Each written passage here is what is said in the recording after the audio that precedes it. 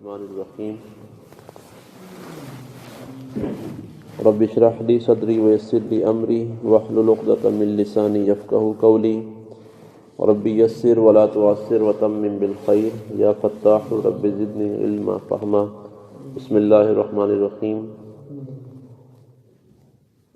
اللہ رب العزت کی توفیق سے، اللہ کے کرم اور اس کی مہربانی سے درس قرآن پاک کے اس سلسلہ کے اندر پیغام خداوندی سے آگاہی حاصل کرنے کے لیے آج ہم سورہ فاتحہ کی آیت نمبر 4 کے حوالہ سے اللہ کے پیغام کو پڑھتے ہیں اور جاننے کی کوشش کرتے ہیں۔ بسم اللہ الرحمن الرحیم۔ ایاک نعبد و ایاک نستعین۔ پہلی 3 آیات کے اندر اللہ رب العالمین نے اپنی صفات کو بیان کیا کہ وہ عالمین کا رب ہے، وہ رحمان ہے، رحیم ہے، روز جزا کا مالک ہے۔ پہلی 3 آیات کے اندر اللہ رب العزت کی حمد و ثنا اور تعریف و توصیف کی گئی ہے۔ آخری 3 آیات کے اندر انسان کی طرف سے دعا اور درخواست کا مضمون ہے، جو اس کے بعد 3 آیات آ رہی ہیں، اور جو درمیانی آیت ہے جو آج ہم نے تلاوت کی ہے، ایاک نعبد و ایاک نستعین، یہ دونوں چیزوں میں مشترک ہے۔ اس میں حمد کا پہلو بھی ہے اور اس کے اندر اور دعا کا اور درخواست کا ذکر بھی ہے۔ 2 چیزیں ہیں اس آیت کے اندر، ایک عبادت ہے اور ایک استعانت ہے۔ ایاک نعبد، ہم تیری ہی عبادت کرتے ہیں، و ایاک نستعین، اور تجھ ہی سے مدد مانگتے ہیں۔ عبادت اور استعانت 2 چیزیں ہیں۔ آج ہم عبادت کے بارے میں پڑھتے ہیں، جاننے کی کوشش کرتے ہیں۔ پہلے اللہ کریم کی صفات بیان ہوئی، ایک لحاظ سے اللہ کریم کے انعامات کا ذکر ہوا پہلی 3 آیات کے اندر، کہ وہ رب ہے، پالنے والا ہے، پرورش کرنے والا ہے، مرتبہ کمال تک پہنچانے والا ہے، بخشنے والا ہے، توبہ قبول فرمانے والا ہے، جزا کے روز کا مالک ہے، وہی حاکم ہے، بادشاہ ہے، رزاق ہے۔ اس لیے وہی ہستی اس کی حقدار ہے کہ اس کی عبادت کی جائے۔ جو مالک جس کے ہم پر اتنے مہربانی اور کرم نوازیاں ہیں، کہ جس نے ہمیں پیدا کیا، جس نے ہمیں پرورش کی، پروردگار عالم نے ہمیں پروان چڑھایا، ہماری ہر قسم کی ضروریات کا خیال کیا، ہماری خوراک کا اہتمام کیا، رزق میں پہنچایا، اور جب ہم اس کی بارگاہ میں گناہ کرنے کے بعد توبہ کرتے ہیں تو وہ مالک ہمیں معاف فرمانے والا ہے۔ وہ ہم پر بہت زیادہ مہربان ہے، رحیم ہے، اور روز جزا کا مالک ہے، حاکم ہے، بادشاہ ہے، جو اس قدر انعامات عطا فرمانے والا ہے اور اس قدر اس کی عظمت اور شان ہے، تو وہی مالک اس بات کا حقدار ہے ایاک نعبد کہ اس کی عبادت کی جائے۔ عبادت کا لغوی معنی جو علماء نے، مفسرین کرام نے لکھا ہے، عبادت کا معنی عاجزی اور انکساری بھی کیا ہے، اطاعت اور فرمان برداری بھی کیا ہے، پوجا اور پرستش بھی کیا ہے۔ یہ تینوں معنی عبادت کے مفسرین کرام نے اپنی تفاسیر کے اندر نقل فرمائے ہیں، اور اس کا اصطلاحی معنی اعتقاد الوہیت رکھ کر کسی کی تعظیم کرنا۔ اگر الوہیت کا اعتقاد ہو، یعنی معبود ہونے کا اعتقاد کیا جائے تو عبادت بنتی ہے۔ اگر اس کے بغیر کسی کی تعظیم ہوگی تو وہ عبادت نہیں ہوگی، تعظیم ہوگی۔ مثلاً ہاتھ باندھ کر کھڑے ہونا نماز کی حالت میں عبادت بن جاتا ہے، لیکن ویسے اگر کسی کے سامنے آپ استاد کے سامنے، باپ کے سامنے یا کسی بزرگ کے سامنے ہاتھ باندھ کر ادب سے کھڑے ہوتے ہیں تو وہ تعظیم تو ہے، عبادت نہیں ہے۔ عبادت یہ ہے کہ کسی کے بارے میں معبود ہونے کا عقیدہ رکھ کر اس کے سامنے تعظیم کی جائے تو وہ عبادت بنتی ہے۔ اگر معبود ہونے کا اعتقاد نہیں ہے، کسی ہستی کے سامنے ویسے اگر انسان تعظیم کرتا ہے تو وہ عبادت نہیں ہوگی، وہ تعظیم ہی ہوگی۔ عبادت کا وسیع تر مفہوم جو علماء نے لکھا ہے، نقل کیا ہے، عبادت صرف نماز کا، روزے کا، زکوٰۃ کا، حج کا نام نہیں ہے، بلکہ اس کا جامع معنی یہ ہے کہ رب کی رضا کے لیے کوئی بھی جائز کام کرنا، رب کو راضی کرنے کے لیے کوئی بھی جائز کام کرنا، یہ عبادت ہے۔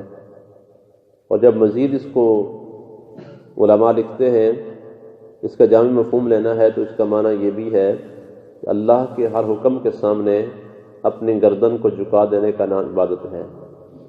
اللہ رب العالمین کے ہر حکم کے سامنے اپنی گردن کو جھکا دینا، اس کے ہر حکم کے سامنے سر تسلیم خم کر دینا، یہ عبادت ہے کہ اس کا کوئی بھی حکم جو ہو اس پر عمل کر لینا، اس کو مان لینا، عبادت ہے۔ بے شک نماز بھی عبادت ہے، روزہ بھی، حج بھی، زکوٰۃ بھی۔ اور صوفیاء کرام فرماتے ہیں عبادت وہی کامل ہے کہ جس میں فقط اللہ کو راضی کرنا مقصود ہو۔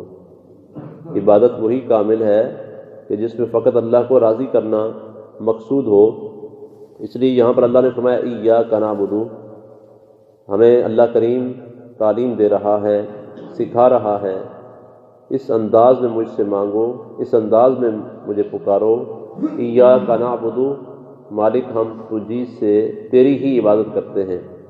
تو یہاں پر مخاطب کا صیغہ ذکر کیا گیا ہے، ایاک یعنی ہماری عبادت سے کوئی اور مقصد نہیں ہے، صرف تیری ذات مقصود ہے، تیری رضا کے لیے ہم عبادت کر رہے ہیں۔ اس لیے خطاب کا صیغہ استعمال کیا گیا کہ اللہ کو حاضر ناظر جان کر اس کی عبادت کی جائے۔ حضور نبی کریم علیہ السلام نے ارشاد فرمایا کہ حدیث پاک کے اندر اللہ کریم کی عبادت ایسے کرو کہ تمہارے ذہن کے اندر یہ بات ہو کہ میں اللہ کو دیکھ رہا ہوں، میں اللہ کو دیکھ رہا ہوں۔ اگر یہ کیفیت حاصل نہ ہو تو کم از کم یہ تو ضرور ہو کہ اللہ مجھے دیکھ رہا ہے۔ پہلی کیفیت تو یہ ہے کہ تمہارے ذہن میں یہ خیال ہو، اتنی تمہاری عبادت عاجزی اور انکساری اور خشوع اور خضوع کے ساتھ ہو کہ یہ خیال ہو کہ اللہ مجھے میں اللہ کو دیکھ رہا ہوں، اللہ کی تجلیات کا نزول مجھ پہ ہو رہا ہے، اور اس انداز میں خشوع اور خضوع کے ساتھ عبادت الہی کی جائے۔ جس طرح ہماری نماز میں، عبادت کے اندر تو بے شمار وسوسے آتے ہیں، خیالات آتے ہیں، ہمارا ذہن کہیں کا کہیں چلا جاتا ہے، لیکن حضرت علی المرتضیٰ شیر خدا رضی اللہ تعالیٰ عنہ آپ کے بارے میں آتا ہے کہ آپ کے جسم میں تیر لگ گیا، زخم گہرا ہے، تیر نکالتے ہیں، تکلیف ہو رہی ہے، تو آپ کے ساتھیوں نے مشورہ کیا کہ جب مولا کائنات حیدر کرار رضی اللہ تعالیٰ عنہ نماز پڑھنی شروع کریں گے تو ہم تیر کو نکال لیں گے۔ جب آپ نماز کی حالت میں کھڑے ہوئے تو ساتھیوں نے آپ کے جسم سے تیر کو نکال لیا اور آپ کو احساس تک بھی نہ ہوا۔ یہ خشوع اور خضوع کی حالت ہے۔ اللہ ہمیں بھی نماز کے اندر ایسا خشوع اور خضوع عطا فرمائے۔